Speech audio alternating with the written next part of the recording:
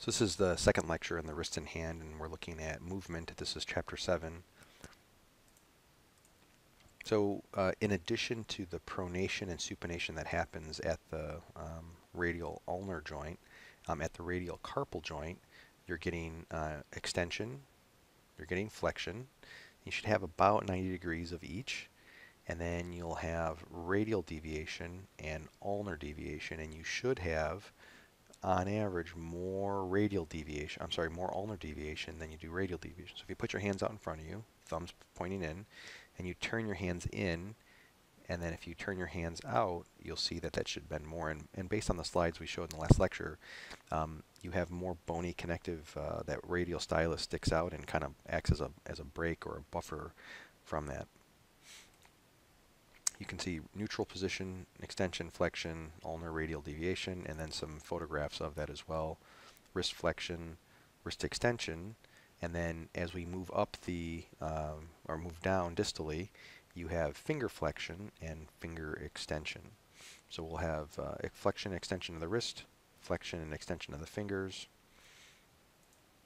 You'll have wrist abduction, and you'll have ulnar wrist adduction, but instead of calling this wrist abduction, that's referred to as radial deviation. So you're deviating towards the radius. Remember, wherever the thumb's at, the radius is at, and then the ulnar is on the pinky side. If you're coming towards deviating towards the ulnar, that's ulnar deviation, which is depicted here.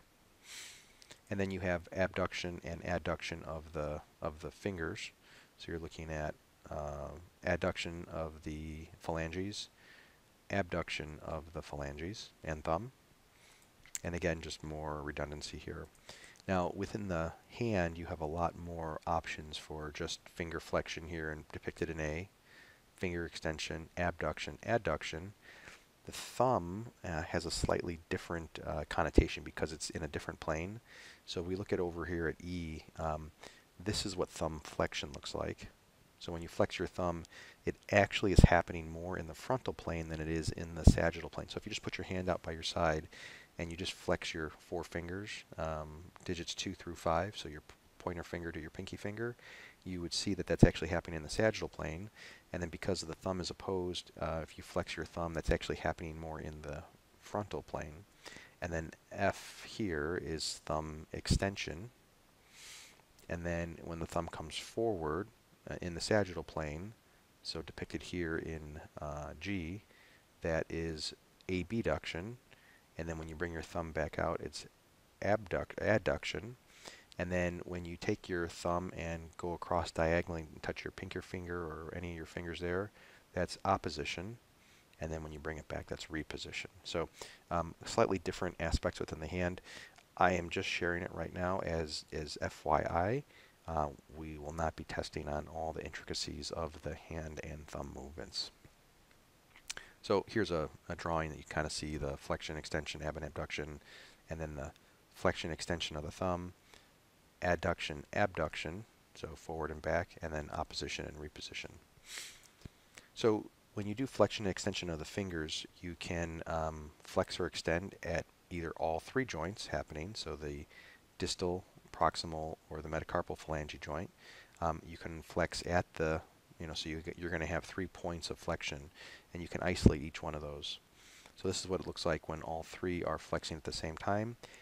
This is happening by a tendinous slip, so you don't really have a lot of muscles in your fingers per se. You do have a lot of connective tissue, and you have tendons. A lot of the muscles of these tendons are actually up near your elbow, where the belly of that muscle is. So that tendon is coming all the way down, right through the carpal tunnel, and then attaching here at the proximal middle phalange or proximal distal phalange bone. So when we look at the planes of motion, there's 2 degrees of freedom at the wrist. You have movement in the frontal plane and movement in the transverse plane, and the axis is right through that metacarpal, carpal metacarpal, mid-carpal joint. You're getting some motion at the carpal metacarpal and some at the radiocarpal joints as well. So here's extension of the wrist, and you can see the 2 joints there, the radial carpal joint and the mid-carpal joint. Flexion, And then we look at the frontal plane, we look at the ulnar deviation and radial deviation. So you see it's a combination of all of the bones moving. It's not just one joint that's there, it's two of those. All of the finger joints are hinge joints, except for the thumb, and that's what gives humans that unique prehensile or the graspable aspect, is that saddle-like joint there between the trapezium and the first metacarpal. And that sliding back and forth kind of gives that opposition reposition component, so we can actually grasp. So this ability to take your thumb and touch your fingertips is because of the orientation and the shape of that joint.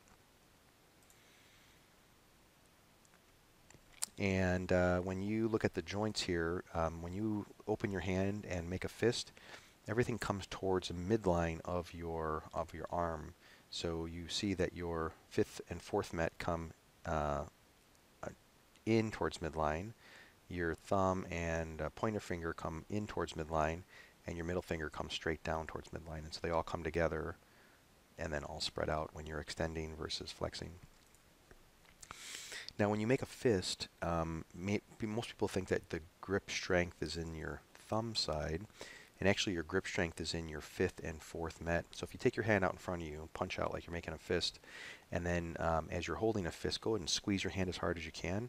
What you'll see is when you squeeze hard, you won't see much movement from your first or second, or I'm sorry, your second and third phalange. You'll see the fourth and fifth metacarpal actually dropping down. So where your power grip comes from is actually here. And that's why when you're looking at people in different exercises that are grabbing or gripping a bar, the thumb being there or wrapped around the bar, and the thumb's really for control, fine motor. Your strength is really here in that aspect. So just kind of a little tidbit of fact there. But that's it for the movements of the wrist and the hand.